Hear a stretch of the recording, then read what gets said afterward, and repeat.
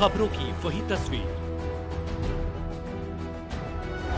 बिना बदले बिना डरे, जज्बा सच का लिए, सच दिखाते हैं आपके जरूरत की खबर। राजधानी दिल्ली में विधानसभा चुनाव 2025 का चुनावी बिगुल बज चुका है। दिल्ली में 5 फरवरी को मतदान होने हैं और 8 फरवरी को मतगणना होनी है। इसी बीच राजधानी दिल्ली की रोहतास नगर विधानसभा के अंतर्गत मुस्कान चौक पर अनुसूचित जाति स्वाभिमान सम्मेलन का आयोजन किया गया।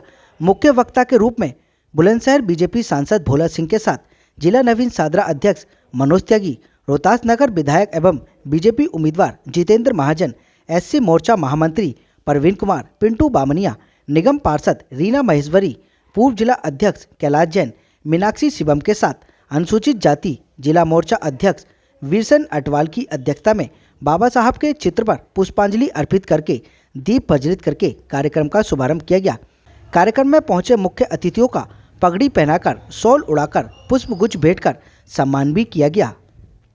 अनुसूचित जाति स्वाभिमान सम्मेलन में पधारे गणमान्य अतिथियों ने अपने अपने विचार मंच के माध्यम से रखे एवं बाबा साहब को सम्मान देते हुए उनके बारे में भी लोगों को अवगत कराया।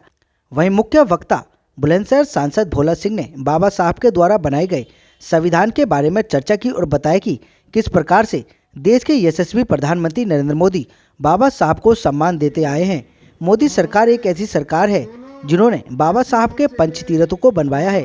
वहीं उन्होंने यह भी कहा कि अन्य राजनीतिक दल तो बाबा साहब के द्वारा बनाए गए संविधानों को अपने हाथ में उठाकर घूमते हैं और उनका अपमान करते हैं, लेकिन मोदी सरकार हमेशा बाबा साहब का सम्मान करती हुई आई है। इस बार दिल्ली की जनता को एक साथ मिलकर दिल्ली से भ्रष्टाचारी सरकार अरविंद केजरीवाल सरकार को जड़ से उखाड़ फेंकना होगा और उन्होंने कहा कि रोहतास नगर विधानसभा से भाजपा के उम्मीदवार जितेंद्र महाजन को भारी वोटों से विजयी बनाकर विधानसभा में भेजना होगा।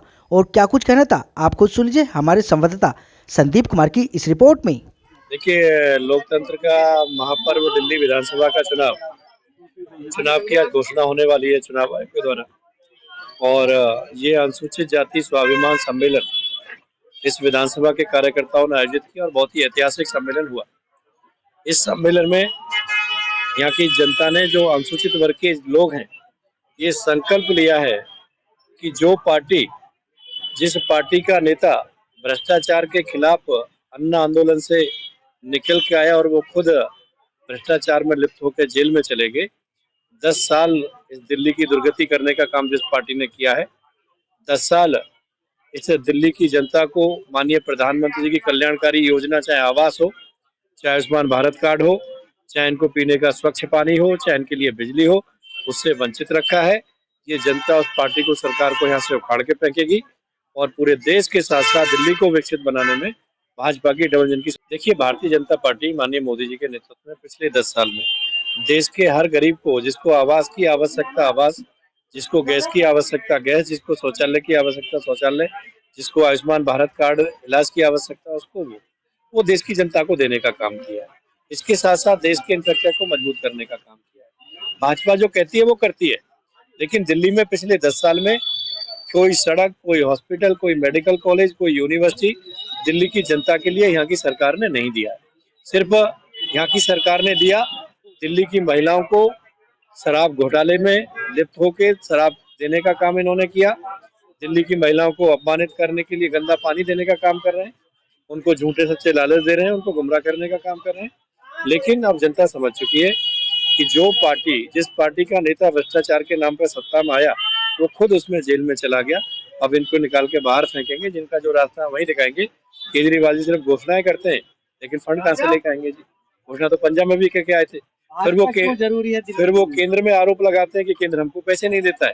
देखिए, भाजपा इसलिए जरूरी है कि देश के साथ साथ विकसित दिल्ली बने।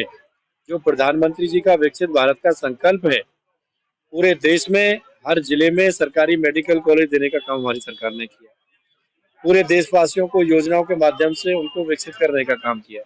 लेकिन दिल्ली में हर योजना में रुकावट बनने का काम आम आदमी ने किया है।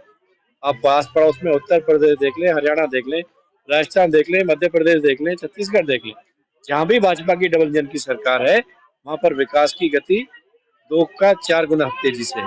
लेकिन 10 साल में दिल्ली बर्बाद हुई है। दिल्ली गड्ढों वाली दिल्ली हुई है, गंदे पानी वाली दिल्ली हुई है, सीवर लाइन वाली भरी हुई दिल्ली हुई है। तो ये सब, इससे दिल्ली को मुक्ति चाहिए, दिल्ली में भी विकास चाहिए। उसके लिए भाजपा जरूरी है और वो माननीय मोदी जी के नेतृत्व में ही विकसित दिल्ली हो सकता है, भाजपा के नेतृत्व में हो सकता है। इसलिए दिल्ली को सहयोग करना। रोहतास नगर विधानसभा में आज अनुसूचित जाति सम्मेलन हुआ और हजारों की संख्या में अनुसूचित जाति के भाई और बहनों ने इस कार्यक्रम में अपनी सहभागिता की।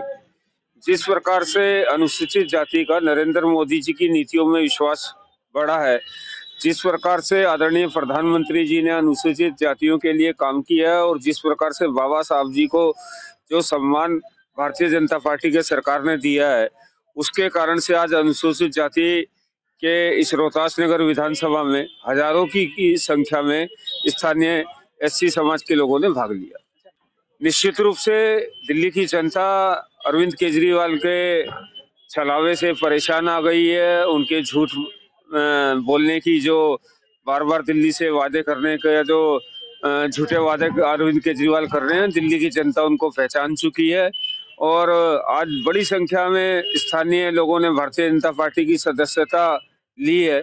यह दर्शाता है कि अरविंद केजरीवाल जी अब दिल्ली की सत्ता में नहीं रहने वाले हैं। आम आदमी पार्टी दिल्ली की सत्ता से जा रही है। बिगुल बच चुका है जितेंद्र महाजन की ओर से रोहतास नगर की मतदाताओं को क्या अपील है?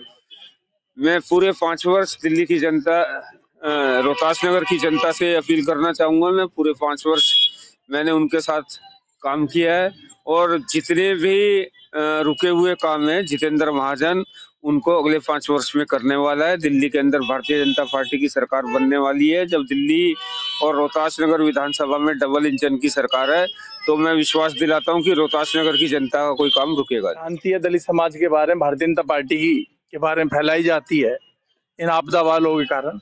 आपने देखा जो जनसैलाब आया है वो किस विचार के साथ आया है। आज पूरा देश का कोई भी वर्ग हो वो मोदी जी के साथ खड़ा है। उसी कड़ी में हमारे एससी मोर्चा ने स्वाभिमान सम्मेलन रोहतास नगर विधानसभा में किया।